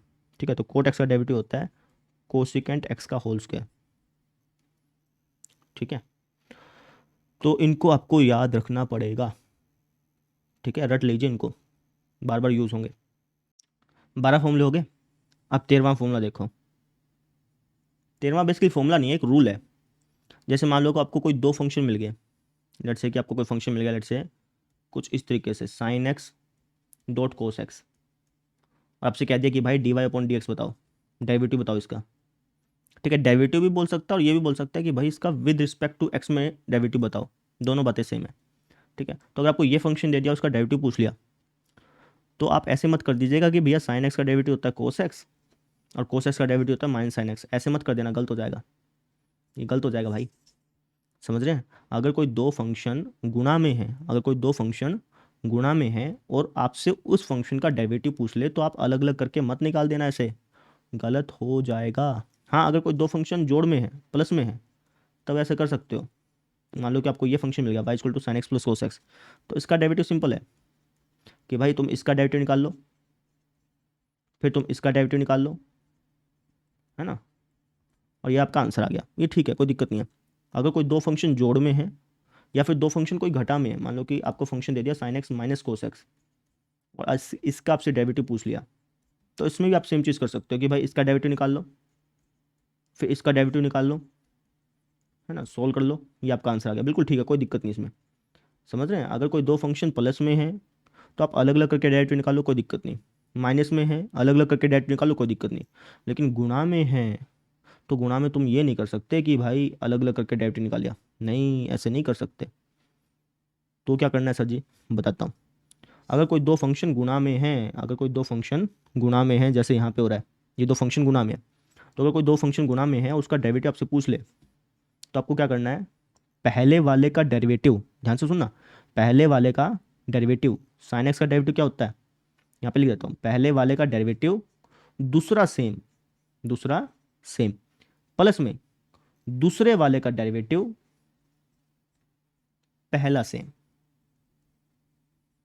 यहां इसको सोल्व करने पे जो आपको आंसर मिलेगा ना, वो करेक्ट होगा। कभी भी आपको दो फंक्शन गुणा में मिल जाए और उसका डेरिवेटिव आपसे पूछ ले, तो कैसे करेंगे, पहले वाले का डेरिवेटिव दूसरा सेम, प्लस में पहले वाला सेम दूसरे वाले का डेरिवेटिव, ऐसे करना है। ठीक है, इसको मैं लिखवा देता हूँ, आपको ज़्यादा अच्छी तरह से समझ में आ जाएगा। जैसे मान लीजिए कि आपको दो फंक्शन मिल गए, एक फंक्शन मिल गया यू, एक फंक्शन मिल गया मान लो वी। ठीक है, और आपसे कह दिया कि भाई इसका डेरिवेटिव बताओ, एक फंक्शन यू है, एक फंक्शन वी है, और इसका डेरिवेटिव बताओ। तो आपको क्या करना है, पहले वाले का डेरिवेटिव, यू का डेरिवेटिव दूसरा सेम, प्लस में दूसरे का डेरिवेटिव पहला सेम, ये इसका फॉर्मूला है, इसको याद रख लीजिए, रट लीजिए इसको। कोई दो फंक्शन गुणा में है और उसका डेरिवेटिव आपसे पूछ ले, तो पहले वाले का डेरिवेटिव दूसरा सेम, प्लस में दूसरे वाले का डेरिवेटिव पहला सेम, ऐसे याद रखिएगा। ठीक है ना, इसको ऐसे मत याद रखना कि यू डॉट वी का डेरिवेटिव यू डेरिवेटिव वी, ऐसे मत याद रखना, याद होगा नहीं तुमको। तुम इसको हिंदी में याद रखना। हिंदी में कैसे, तुम ये बोलना कि अगर कोई दो फंक्शन गुणा में है और उसका डेरिवेटिव मुझसे पूछ लेगा, तो उसका डेरिवेटिव क्या होता है, पहले वाले का डेरिवेटिव दूसरा सेम, प्लस में दूसरे वाले का डेरिवेटिव पहला सेम, ऐसे याद रखो, फटाफट याद होगा। जैसे इसको तुम कैसे याद रखोगे, पावर डाउन वन लेस, ऐसे याद रखोगे तो फटाफट याद हो जाएगा। वही सेम चीज़ के साथ है, तुम इसको ऐसे मत याद रखना कि यू डॉट वी का डेरिवेटिव, याद करना मुश्किल हो जाएगा। इसको हिंदी में याद रखना, पहले वाले का डेरिवेटिव दूसरा सेम, प्लस में दूसरे वाले का डेरिवेटिव पहला सेम, ऐसे याद रखना। अब इसी तरीके से एक रूल और है, अगर मान लो कि कोई दो फंक्शन बटे में है, कोई दो फंक्शन बटे में है और उसका आपसे डेरिवेटिव पूछ ले, तो उसका फॉर्मूला क्या होता है, उसका फॉर्मूला होता है पहले वाले का डेरिवेटिव दूसरा सेम माइनस, यहाँ पे माइनस होगा, माइनस दूसरे वाले का डेरिवेटिव पहला सेम अपॉन में जो दूसरे वाला है उसका स्क्वायर, ये इसका फॉर्मूला है। इसको भी आप याद रख लेंगे, पहले वाले का डेरिवेटिव दूसरा सेम माइनस दूसरे वाले का डेरिवेटिव पहला सेम अपॉन में दूसरे वाले का स्क्वायर। ठीक है, समझ में आ गई। तो इसको भी आपको याद रखना है, ये फॉर्मूला याद रख लीजिएगा, ये फॉर्मूला आप याद रख लीजिएगा। अब आप लास्ट फॉर्मूला देखिए भाई, जो कि बहुत इंपॉर्टेंट है। इस फॉर्मूले को बोलते हैं चेन रूल। ठीक है, इसको मैं आपको क्वेश्चन से समझाता हूँ, तब ज़्यादा समझ में आएगा ये चेन रूल होता क्या। जैसे मान लो कि आपको फंक्शन मिल गया कुछ इस तरीके से, साइन समथिंग, ऐसा कोई क्वेश्चन मिल गया है ना, ये फंक्शन मिल गया, और तुमसे पूछ लिया कि भाई इसका डेरिवेटिव बताओ, इसका डेरिवेटिव बताओ। तो इसका डेरिवेटिव कैसे बताओगे वो समझो। तो देखो, आपको पता है कि साइन समथिंग का जो डेरिवेटिव होता है वो हमारा क्या होता है, कोस समथिंग होता है ना। तो सेम चीज़ आप यहाँ पे करिए, साइन समथिंग लिखा हुआ है, तो साइन समथिंग का डेरिवेटिव क्या होगा, आपके आंसर कोस समथिंग होगा, है ना। ठीक है, लेकिन अभी ये पूरा नहीं हुआ है, अभी आपको क्या करना है, ये जो समथिंग है ना, इसका वापस से डेरिवेटिव लेना है। समथिंग क्या हमारे पास एक्स स्क्वायर, इस एक्स स्क्वायर का वापस से डेरिवेटिव ले लीजिए, वो क्या होता है 2x, है ना, और फिर इसके साथ गुणा कर दीजिए। समझ रहे हैं मेरी बात को, वापस समझिए। कभी भी आपको साइन समथिंग मिल जाए ना, तो साइन समथिंग का डेरिवेटिव क्या होगा, हमेशा कोस समथिंग होगा, है ना। और कोस समथिंग के बाद इस समथिंग के डेरिवेटिव के साथ वापस से गुणा भी करनी है। समझ रहे, जैसे मान लो कि आपको फंक्शन मिल गया, लेट से y equal to cos 2x, ऐसा मिल गया। अगर मैं आपसे इसका डेरिवेटिव पूछूं तो क्या, कैसे निकालोगे इसका डेरिवेटिव, तो आप कहेंगे सर यहाँ लिखा हुआ है y equal to cos something, और हमें पता है कि कोस समथिंग का डेरिवेटिव क्या होता है, आपको सर कोस समथिंग का डेरिवेटिव होता है माइनस साइन समथिंग, तो इसका डेरिवेटिव क्या हो जाएगा, माइनस साइन समथिंग। इसको मैं समथिंग बोल रहा हूँ ना। ठीक है, अभी इतना करके छोड़ मत आना, अभी ये पूरा नहीं हुआ है। अभी आपको क्या करना है, ये जो समथिंग है ना, इसका वापस से डेरिवेटिव लेना है। इस 2x का डेरिवेटिव लेंगे तो क्या आएगा, 2 आएगा। तो इसका जो आंसर है वो ये आना है बेसिकली। समझ रहे, जैसे मान लो कि आपको फंक्शन मिल गया y equal to let's say कि साइन 3x। अगर मैं आपसे पूछूं कि इसका डेरिवेटिव बताओ, तो आप क्या कहेंगे, आप कहेंगे सर ये है हमारे पास साइन समथिंग लिखा हुआ, साइन समथिंग का डेरिवेटिव क्या होता है, आप कहेंगे सर कोस समथिंग। ठीक है, इसके बाद हम क्या करते हैं, सॉरी कोस 3x लिखना पड़ेगा ना, समथिंग 3x हमारा, कोस 3x लिख दिया, साइन समथिंग का डेरिवेटिव क्या होता है, कोस समथिंग लिख दिया। अब इसके बाद समथिंग का भी डेरिवेटिव लीजिए, 3x का डेरिवेटिव क्या होता है 3, तो ये हमारा फाइनल आंसर आ गया, ठीक है ना। वापस समझिए, साइन समथिंग का डेरिवेटिव कोस समथिंग होता है, लेकिन इसके बाद ये जो समथिंग लिखा होता है ना, इसका भी डेरिवेटिव लिया जाता है। वापस समझिए, कोस समथिंग का डेरिवेटिव माइनस साइन समथिंग ही होता है, लेकिन इसके साथ में जो समथिंग लिखा हुआ है ना, इसका भी डेरिवेटिव लिया जाता है। तो आपका आंसर यहाँ पे क्यों नहीं लिया, क्योंकि यहाँ पर लेने ना लेने से कोई फर्क नहीं पड़ रहा था। आप चाहें तो ले भी सकते हैं। जैसे यहाँ पर अगर आप देखें तो साइन समथिंग का डेरिवेटिव क्या बताया मैंने आपको, कोस समथिंग, है ना। इसके बाद हम क्या करते हैं, इसके बाद ये जो समथिंग होता है इसका डेरिवेटिव भी लिया जाता है। ये मैंने आपको अभी अभी बोला, यहाँ पे ये चीज़ बोली ना। तो अगर आप यहाँ पे समथिंग की जगह देखें तो क्या लिखा हुआ है एक्स, और एक्स का डेरिवेटिव क्या होता है 1, है ना। अब कोस एक्स के 1 से गुना करने पर कोई फर्क पड़ा नहीं पड़ा ना, तो इसलिए मैंने यहाँ पे समथिंग का डेरिवेटिव नहीं लिया था, क्योंकि कुछ फर्क नहीं पड़ रहा था। आप चाहें तो करके भी देख सकते हैं ना भाई। जैसे यहाँ पे था कोस समथिंग का डेरिवेटिव मैंने क्या लिखवाया सीधा, माइनस साइन समथिंग लिखवाया। और अभी मैं आपको क्या बोल रहा हूँ कि कोस समथिंग का डेरिवेटिव क्या होता है, माइनस साइन समथिंग तो जरूर होता है, लेकिन इसके साथ जो समथिंग होता है ना उसका डेरिवेटिव भी लिया जाता है। तो आपका आंसर यहाँ पे क्यों नहीं लिया, क्योंकि भैया अगर मैं एक्स का डेरिवेटिव लूंगा तो वो 1 ही आएगा, और अगर मैं इसके साथ गुणा करूँगा तो कुछ फर्क नहीं पड़ेगा, सेम टू सेम आ रहा था। इसलिए मैंने आपको ये चीज़ यहाँ पे नहीं बताई थी, यहाँ पे बताइए। समझ में आई? आप चाहें तो यहाँ पे लेके देख सकते हैं, कोई दिक्कत नहीं है। सेम चीज़ के साथ हुई है, टेंजेंट एक्स का बेसिकली डेरिवेटिव क्या होता है, टेंजेंट एक्स का डेरिवेटिव होता है, टेंजेंट एक्स का डेरिवेटिव होता है सीकेंड स्क्वायर एक्स, और इसके बाद इस एक्स का भी डेरिवेटिव लिया जाता है जो कि 1 होता है, ठीक है ना। तो इसलिए हम लिख के नहीं दिखाते, क्योंकि कुछ फर्क नहीं पड़ा आंसर में, है ना। यही सेम चीज़ सबके साथ हुई है, इन 12 के 12 फॉर्मूले के साथ हुई है। समझ रहे मेरी बात को। जैसे मान लो कि तुम्हें क्वेश्चन दे दिया कुछ इस तरीके से, y equal to sine X का होल स्क्वायर, और तुमसे पूछ लिया कि भाई इसका डेरिवेटिव बताओ, तो आप कहेंगे सर ये लिखा हुआ है समथिंग का स्क्वायर, समथिंग का स्क्वायर, और समथिंग के स्क्वायर का डेरिवेटिव क्या होता है, समथिंग के स्क्वायर का डेरिवेटिव क्या होता है, पावर डाउन 1 लेस, है ना। तो सेम चीज़ तुम यहाँ पे अप्लाई करोगे, तो ये हो जाएगा, इसका डेरिवेटिव क्या हो जाएगा, इसका डेरिवेटिव हो जाएगा पावर डाउन, ये जो पावर लिखे हो ना इसको नीचे ले आओ, पावर डाउन और 1 लेस, ये हो गया। लेकिन अभी यहाँ पे खत्म नहीं हुआ, यहाँ पे खत्म नहीं हुआ बेटा, कभी आप यहाँ पे करके खत्म कर दें, अभी यहाँ पे खत्म नहीं हुआ। अभी आपको क्या करना है, ये जो समथिंग लिखा हुआ ना इसका वापस से डेरिवेटिव लेना है। साइन एक्स का डेरिवेटिव क्या होता है, कोस एक्स, तो ये अभी आपका खत्म हुआ है यहाँ, ये आपका परफेक्ट आंसर है। तो आपका आंसर यहाँ पे क्यों नहीं लिया, क्योंकि बेटा अगर आप ध्यान से देखो तो यहाँ पे समथिंग की जगह क्या लिखा हुआ है एक्स, समथिंग की जगह क्या लिखा हुआ है एक्स, और एक्स का डेरिवेटिव क्या होता है 1, तो इसके अगर मैं 1 से गुणा करूँ तो कुछ फर्क नहीं पड़ा था, इसलिए मैंने ये चीज़ आपको यहाँ नहीं बताई, यहाँ पे बता रहा हूँ। आप चाहें तो यहाँ पे भी कर सकते हैं, लेकिन कुछ फर्क नहीं पड़ रहा था ना, इसलिए। समझ में आई मेरी बात। अगर समथिंग की जगह एक्स लिखा है तब कुछ फर्क नहीं पड़ रहा था, लेकिन एक्स के अलावा कुछ और लिखा है, जैसे अगर यहाँ पे देखें तो समथिंग की जगह लिखा हुआ है साइन एक्स लिखा हुआ है, ठीक है। तो आपको इसका तो डेरिवेटिव ले लिया आपने, लेकिन इसके बाद ये जो समथिंग था ना इसका भी डेरिवेटिव लेकर के इसके साथ गुणा करनी है, ये चीज़ आपको मैं समझा रहा हूँ। अब ये जो मैंने बात बताई ना, ये वाली बात आपको हल्की फुल्की समझ में आई होगी, ये बात आपको और ज़्यादा तब समझ में आएगी जब मैं आपको क्वेश्चन आंसर कराऊंगा, ठीक है। तो अभी मैं आपको क्वेश्चन आंसर कराता हूँ, वहाँ पे आपको चीज़ समझ में आएगी। एक बार मैं वापस से रिपीट कर देता हूँ कि मैंने क्या बोला। मैंने भाई साहब आपको ये बोला, मैंने आपको ये बोला है,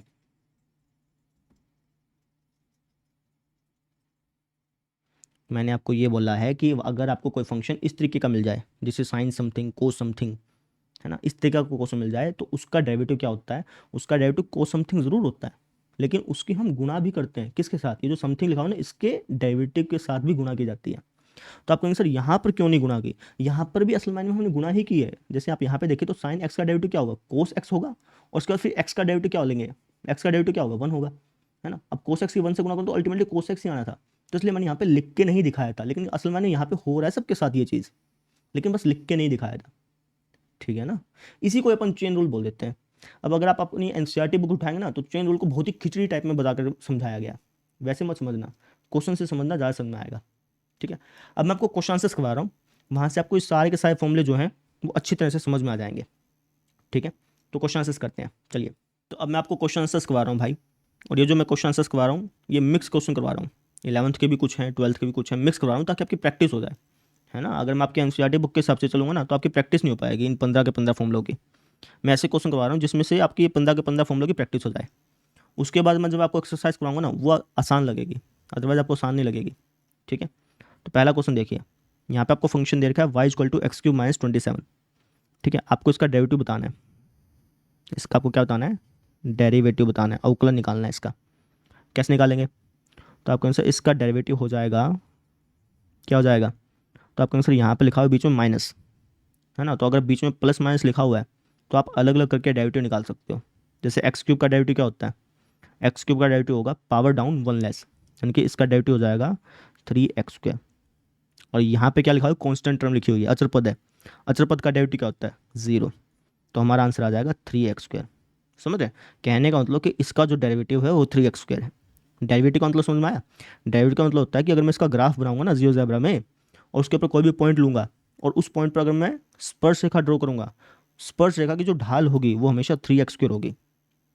समझ रहे हैं मेरी बात को, तो ये इसका मतलब होता है। समझ में आया, और क्वेश्चन लेते हैं, फटाफट से लूंगा। अब जैसे ये वाला क्वेश्चन देखिए आप, है ना, अब इसको दो तरीके से कर सकते हो।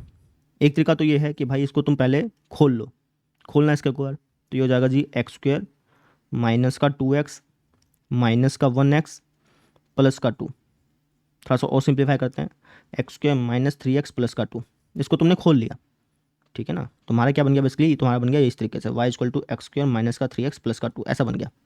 अब तुम इसका डेरिवेटिव ले लो, इसका डेरिवेटिव क्या जाएगा इसका, तो आपके आंसर इसका डेरिवेटिव हो जाएगा dy/dx बराबर x² का डेरिवेटिव क्या होता है, x² का डेरिवेटिव होता है पावर डाउन वन लेस, यानी कि 2x माइनस इस 3x का डेरिवेटिव क्या होगा। अब देखो मेरी बात ध्यान से समझना, कई बच्चे क्या सोचते हैं कि भाई 3 का डेरिवेटिव हो गया 0, ऐसा नहीं करना बेटा। जब भी मान लो कि आपसे अगर यहाँ पे सिंपल x लिखा होता तो उसका डेरिवेटिव 1 हो जाता, अगर यहाँ पे 3x लिखा है ना, 3x 2x 5x इस तरीके से लिखा है, तो ये जो अचर पद है इसको बाहर निकाल लो इस तरीके से। अब इस x का डेरिवेटिव क्या होगा 1, ऐसे करना बेटा। कभी तुम डायरेक्टली यहाँ पे लिख दो 0 नहीं, चाहे तुम यहाँ पे प्रोडक्ट रूल लगा लो, गुणा वाला तरीका लगा लो ये वाला, तब भी तुम्हारा यही आना है। समझ रहे हैं, चाहे आप ऐसे कर लो, अदरवाइज आप ऐसे ध्यान रख लो कि अगर मान लो कि 3x 4x 5x इसका डेरिवेटिव आपसे पूछा है, तो आप क्या करेंगे, जो कांस्टेंट टर्म है ना, जो अचर पद है उसको निकाल लेंगे बाहर, जैसे मैंने यहाँ पे निकाला, जो अंदर बच गया उसका डेरिवेटिव ले लेंगे। समझ में आ गई, प्लस में यहाँ पे सिंपल कांस्टेंट टर्म लिखी हुई है, तो इसका डेरिवेटिव क्या होगा 0, तो इसका डेरिवेटिव आ गया जी हमारे पास 2x माइनस 3। समझे, तो इस फंक्शन का डेरिवेटिव क्या हो गया, ये हो गया। तो एक तरीका तो ये है, इसका दूसरा तरीका भी है, मेथड नंबर 2 भी है। दूसरा तरीका क्या है, दूसरा तरीका ये है कि हम इसको पहला फंक्शन मान ले, इसको दूसरा फंक्शन मान ले, तो यहाँ पे दोनों फंक्शन गुणा में है, दोनों फंक्शन अगर गुणा में है और उसका डेरिवेटिव अगर आपको ज्ञात करना है, तो आप ये वाला तरीका लगा सकते हैं, इससे भी यही आंसर आएगा भाई। करके दिखाऊं, तो अगर मैं ये वाला तरीका लगाऊं, इसको पहला फंक्शन मान लूँ, इसको दूसरा फंक्शन मान लूँ, और फिर अगर आप यहाँ पे देखें तो दोनों फंक्शन गुणा में है, तो हम गुणा वाला तरीका लगाएं। गुणा वाला तरीका मतलब प्रोडक्ट रूल बोलते हैं उसको। तो अगर मैं यहाँ पे प्रोडक्ट रूल लगाऊंगा तो क्या आएगा, पहले वाले का डेरिवेटिव, इसका डेरिवेटिव क्या हो जाएगा बताना जरा एक बार। आप में से पहले वाले का डेरिवेटिव लिख लो एक बार, बाद में करेंगे। पहले वाले का डेरिवेटिव दूसरा सेम, प्लस में पहले वाला सेम दूसरे वाले का डेरिवेटिव, यही फॉर्मूला होता है ना भाई। अगर कोई दो फंक्शन आपको गुणा में दिए गए हैं और उसका डेरिवेटिव आपसे पूछा है, तो आप क्या करेंगे, पहले वाले का डेरिवेटिव दूसरा सेम प्लस में पहले वाला सेम दूसरे वाले का डेरिवेटिव, ऐसे तो बताया था। अरे भाई ये यही तो थी, पहले वाले का डेरिवेटिव दूसरा सेम प्लस में पहले वाला सेम दूसरे वाले का डेरिवेटिव, यही तो चीज़ थी। बस इसको सॉल्व कर लो भैया। तो अगर मैं इसको सॉल्व करूँ तो क्या आएगा, x-1 का डेरिवेटिव बताना, तो आप कहेंगे सर अलग अलग करके करेंगे, x का डेरिवेटिव होता है 1 और इस 1 का डेरिवेटिव होगा 0, ऐसे ही ये सेम का सेम रहेगा। इसको खोल लो, ये सेम का सेम रहेगा सर जी, इसका डेरिवेटिव करना है ना, तो x का डेरिवेटिव तो हो गया 1 और ये कांस्टेंट टर्म है तो उसका डेरिवेटिव होगा 0। तो अगर मैं इसको सॉल्व करूँगा तो मेरे पास क्या आ जाएगा, ये आ जाएगा जी हमारे पास 1 में से 0 गया 1 इंटू x-2 प्लस में x-1 इंटू 1। सॉल्व कर लो भैया इसको, जब आप इसको सॉल्व करेंगे तो आपके पास आ जाएगा 2x-3 जो कि यहाँ पे आया था। तो चाहे तुम ऐसे कर लो चाहे तुम ऐसे कर लो, दोनों में आंसर सेम ही आना है, ठीक है ना। ये बहुत ही बेसिक वाले क्वेश्चन करा रहा हूँ जो कि 11वीं क्लास में कराए जाते हैं, ठीक है ना। क्योंकि मैं अपनी ये बात बताऊँ ना, तो मैंने 11वीं क्लास में कैलकुलस का एक भी अक्षर नहीं पढ़ा था, बहुत नालायक बच्चा था 11वीं क्लास में मैं। 12th क्लास में जैसे गया तो मुझे लगा कि यार पढ़ना पड़ेगा अब, है ना। तो आप यकीन मानिए मैंने 12th क्लास में जितना भी पढ़ा है, मतलब 12th क्लास में मेरे 84% आ गए थे बिना 11th को कुछ भी पढ़े हुए। समझे, बस आपकी मेहनत पर डिपेंड करते हैं चीज़ें। 2 क्वेश्चन हो गए, तीसरा क्वेश्चन देखो भाई। तीसरा क्वेश्चन आपका y इक्वल टू 1/x², इसका डेरिवेटिव बताओ। तो आपके सर इसका डेरिवेटिव हो जाएगा, कैसे करेंगे भैया इसका डेरिवेटिव, दो तरीके से कर सकते हैं, या तो डिवीज़न रूल लगा लो, है ना, उसको डिवीज़न रूल भी बोलते हैं क्वेश्चन रूल भी बोलते हैं, दोनों सेम बात है। तो चाहे तो आप डिवीज़न रूल लगा लो कि भाई डिवीज़न रूल से भी यहाँ से हो जाएगा। दूसरा एक तरीका और भी है, दूसरा तरीका क्या है सर जी, देखो दो तरीके हैं। पहला तरीका तो ये है कि डिवीज़न रूल लगा लो। डिवीज़न रूल में क्या होता है, डिवीज़न रूल में ये होता है कि भाई ऊपर वाले का डेरिवेटिव नीचे वाला सेम माइनस ऊपर वाला सेम नीचे वाले का डेरिवेटिव अपॉन में जो नीचे वाला है ना उसका स्क्वायर करके लिख दो, ठीक है, तो इसको सॉल्व करना एक बार। तो अगर आप इसको सॉल्व करेंगे तो क्या आएगा, 1 का डेरिवेटिव क्या होता है भैया, किसी भी कांस्टेंट टर्म का डेरिवेटिव क्या होगा, 0 होगा सर जी। ठीक है, और यहाँ पे एक्स स्क्वायर का डेरिवेटिव क्या होता है, 2x होता है। तो इसको सॉल्व कर लेते हैं। तो ये हो जाएगा कुछ इस तरीके से, ये तो 0 हो गया, -2x अपॉन में x की पावर 4। तो dy अपॉन डी एक्स क्या आ जाना है, ये आ जाना हमारे पास, ये x से x कैंसिल आउट हो जाएगा, माइनस का 2 अपॉन में x की पावर 3। ये हमारे पास आंसर आ गया। समझ में आई बात, क्लियर है।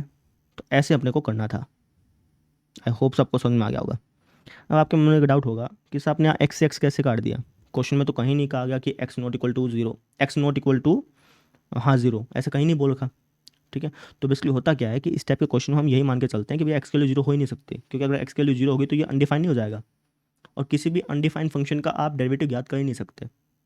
तो हम जैसे मान लो कि ये क्वेश्चन दे दिया ना और इसका डेरिवेटिव आपसे पूछ लिया, तो यहाँ पे कॉमन सेंस की बात है कि यहाँ पे x की वैल्यू जो है वो 0 नहीं हो सकती। ठीक है ना, इसलिए आपने यहाँ पे x कट किया। समझ में आई बात, क्लियर है बात मेरी। ठीक है, डेरिवेटिव आप किसी भी अनडिफाइंड फंक्शन का निकाल ही नहीं सकते, क्लियर। तो इसलिए यहाँ पे x कट के ये आंसर आ गया। तो एक तो तरीका ये है, एक उसका दूसरा तरीका भी है, मेथड नंबर 2, वो भी मैं आपको बता ही देता हूँ। दूसरा तरीका क्या है, यहाँ पे 1/x लिखा है ना, अगर आप इसको लिखना चाहें तो ऐसे लिख सकते हैं। इसको अगर मैं लिखना चाहूँ तो कैसे नहीं लिख सकता, इसको ऊपर लेके आऊँगा तो पावर नेगेटिव में नहीं हो जाएगी, तो ऐसे लिख सकते हैं। अब इसका डेरिवेटिव ले लो, कौन से वाले तरीके से, पावर डाउन 1 लेस वाले तरीके से।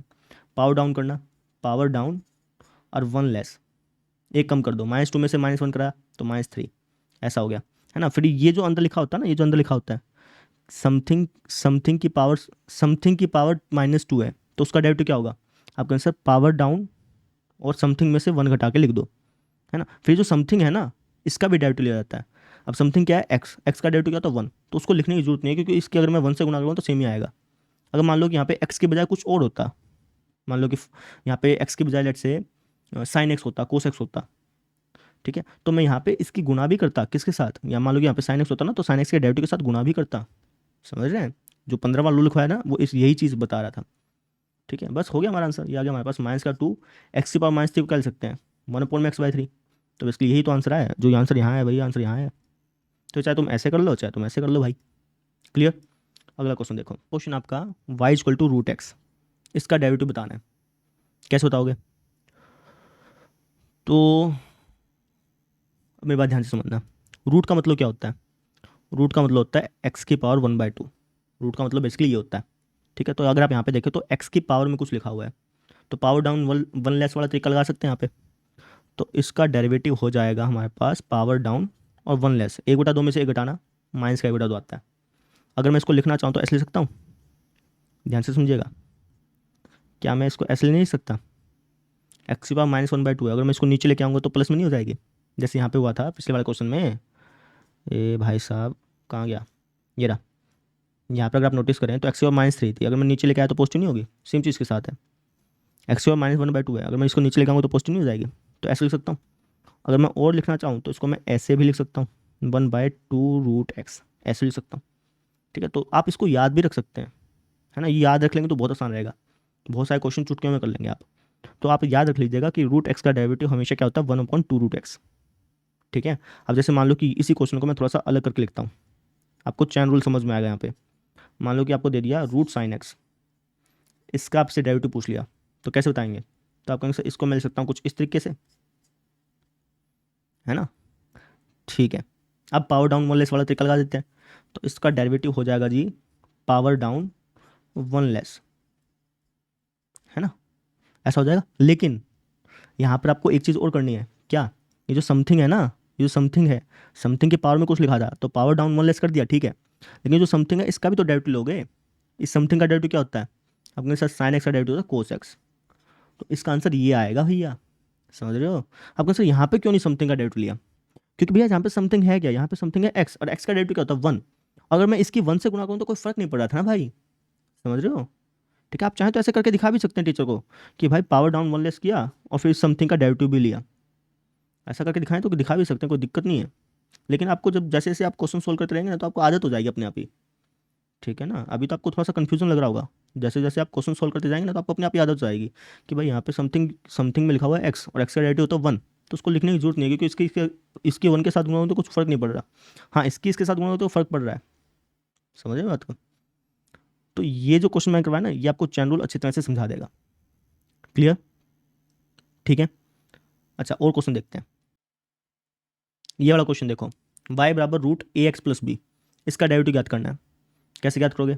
आप कहीं से इसको लिख लेंगे y बराबर ए एक्स प्लस बी का पावर 1/2, है ना।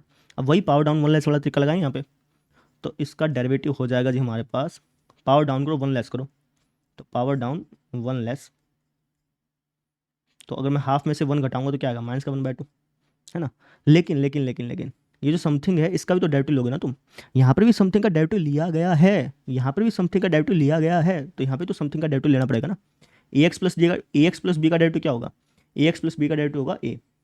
क्यों? क्योंकि ए एक्स का डेरिवेटिव तो ए हो गया और बी का डेरिवेटिव शून्य होगा, कॉन्स्टेंट टर्म है ना इसलिए। तो ए एक्स प्लस बी का डेरिवेटिव क्या हो गया बेटा? ए हो गया। क्लियर? तो इसका जो हमारा फाइनल आंसर निकल के आएगा वो क्या निकल के आएगा? वो निकल के आएगा 1/2 रूट ए एक्स प्लस बी, समझ रहे हो, और गुणा में ए, है ना। तो इसको मैं लिख सकता हूँ a/2 रूट ए एक्स प्लस बी।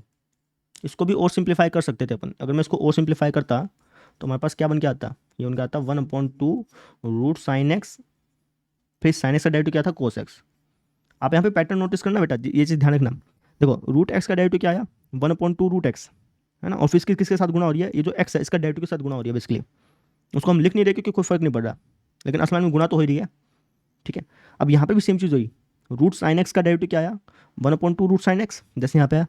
फिर यहाँ पे हमने क्या किया था कि इस एक्स का डेरिवेटिव लिया था, सेम चीज़ यहाँ पे हुई, साइन एक्स का। यहाँ पे हम क्या लेंगे? साइन एक्स का डेरिवेटिव लेंगे। साइन एक्स का डेरिवेटिव क्या होता है? Cos x. सेम पैटर्न आप यहाँ पे नोटिस कर सकते हैं। रूट ए एक्स प्लस बी का डेरिवेटिव क्या आना है? इसी पैटर्न के हिसाब से आपके इसका डेरिवेटिव आएगा 1/2 रूट ए एक्स प्लस बी। फिर इस रूट के अंदर जो चीज़ लिखी है उसका डेरिवेटिव, रूट के अंदर क्या लिखा है? ए एक्स प्लस बी, उसका डेरिवेटिव लेना, उसका डेरिवेटिव आएगा सर जी ए। समझे? सब में सेम कॉमन पैटर्न नोटिस हो रहा है। तो कभी भी तुम्हारा कोई रूट का क्वेश्चन आ जाए ना तो तुम इसी पैटर्न से करना। जैसे एक क्वेश्चन करता हूँ, आपको आइडिया लग जाएगा कि मैं किस पैटर्न की बात कर रहा हूँ। क्वेश्चन देखो, इसको तो मैं ना उसी पैटर्न से करना, जैसे पिछला वाला क्वेश्चन नहीं था, पिछले 3 क्वेश्चन नहीं थे, सेम उसी पैटर्न से इस क्वेश्चन को करना। तो इसका डेरिवेटिव क्या हो जाएगा? डायरेक्टली बताओ।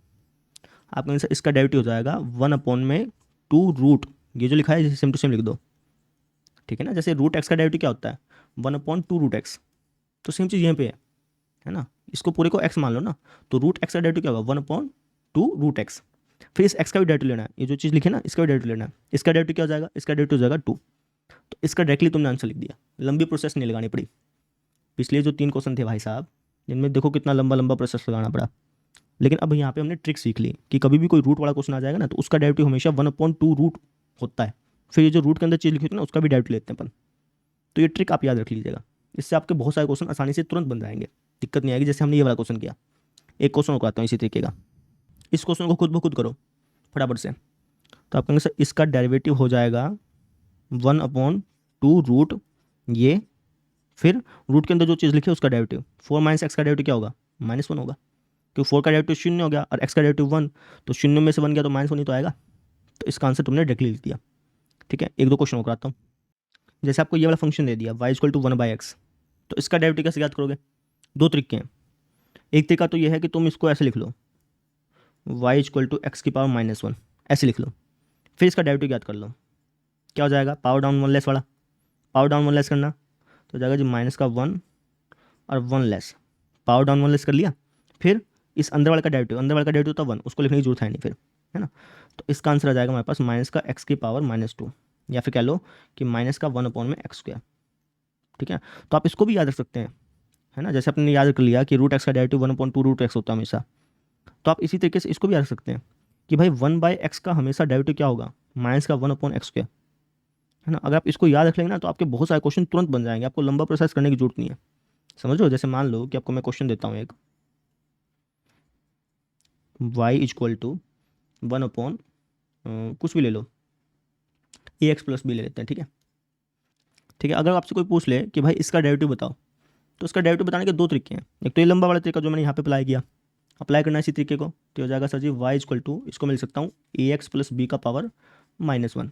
तो पावर डाउन वन लेस वाला तरीका लगा लो यहाँ पे, तो पावर डाउन वन लेस वाला अगर मैं तरीका लगाऊंगा तो ये कुछ इस तरीके से हो जाएगा,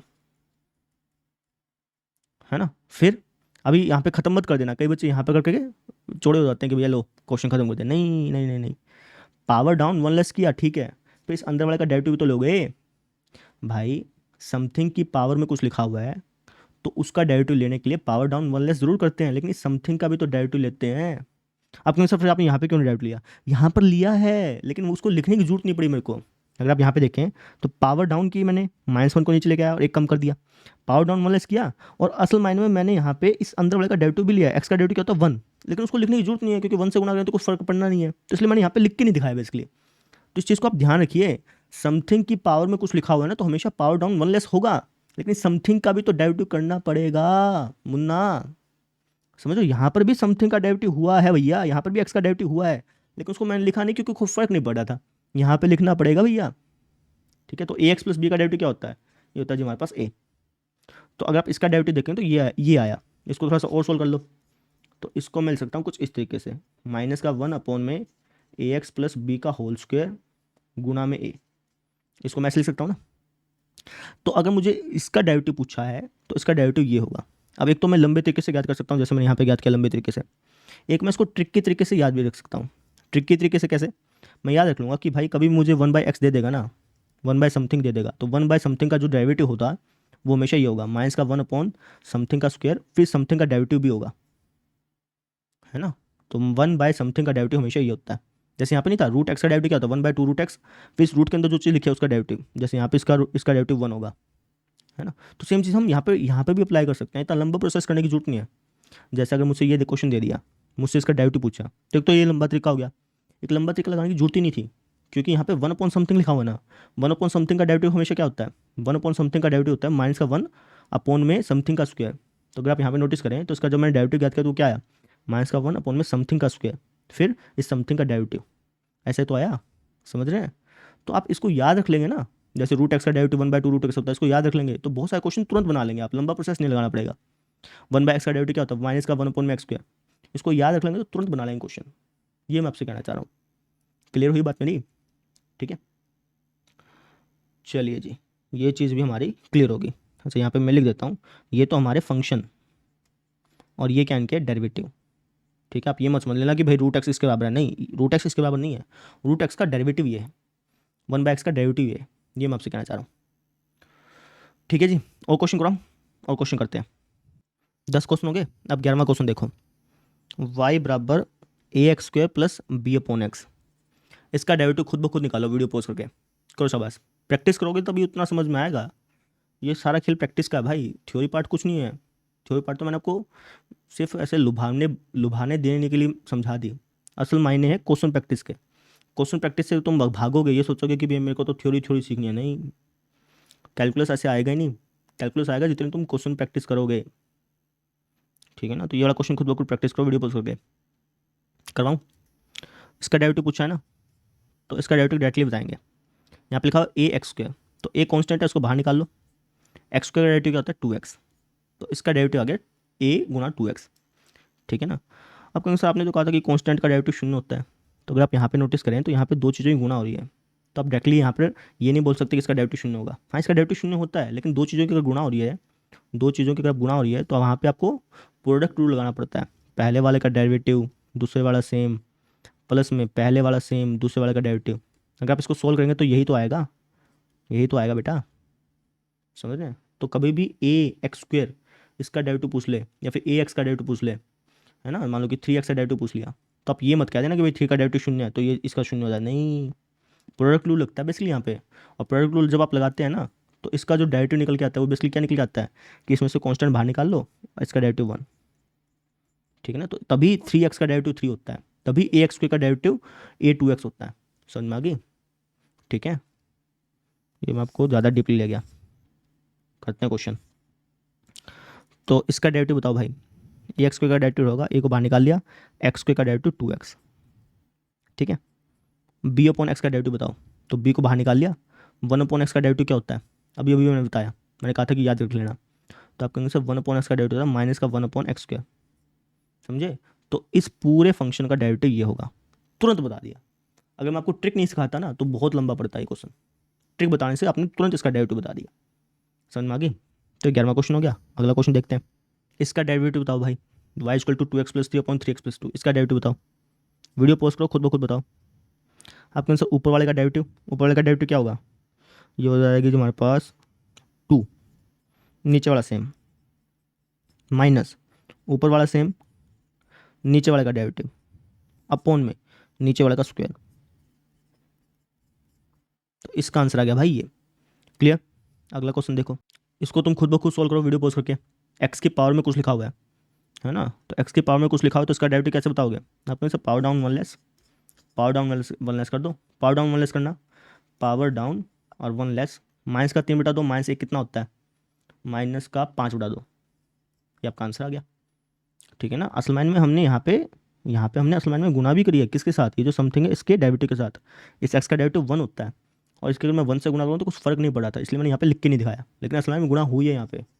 समझ रहे मेरी बात को? अगर मान लो कि यहाँ पे एक्स के बजाय कुछ और लिखा होता, साइन एक्स लिखा होता, तो तुम ये मतलब साइन एक्स अगर लिखा होता ना तो तुम इतना मत करके आ जाना, तुम्हें फिर साइन एक्स का डेरिवेटिव भी यहाँ पे चिपकाना पड़ता। समझे? जैसे मैंने यहाँ पे एक्स का डेरिवेटिव भी चिपकाया है लेकिन वो दिखाया नहीं, क्योंकि 1 से गुना करने पर कोई फर्क नहीं पड़ा था इसलिए। समझ में आई बात? तो इस तरीके से ये क्वेश्चन हो गया। और क्वेश्चन करते हैं। अब ट्रिग्नोमेट्री वाले क्वेश्चन लेते हैं भाई। ठीक है? जैसे आपको क्वेश्चन मिल गया y बराबर साइन 2x, इसका डेरिवेटिव बताइए। वीडियो पोस्ट करिए, खुद ब खुद बताइए। तो आप कहेंगे सर इसका डेरिवेटिव हो जाएगा, साइन समथिंग का डेरिवेटिव क्या होता है? कोस समथिंग। फिर इस समथिंग का भी डेरिवेटिव लेते हैं, 2x का डेरिवेटिव क्या हो गया? 2। तो इसका डेरिवेटिव ये हो गया।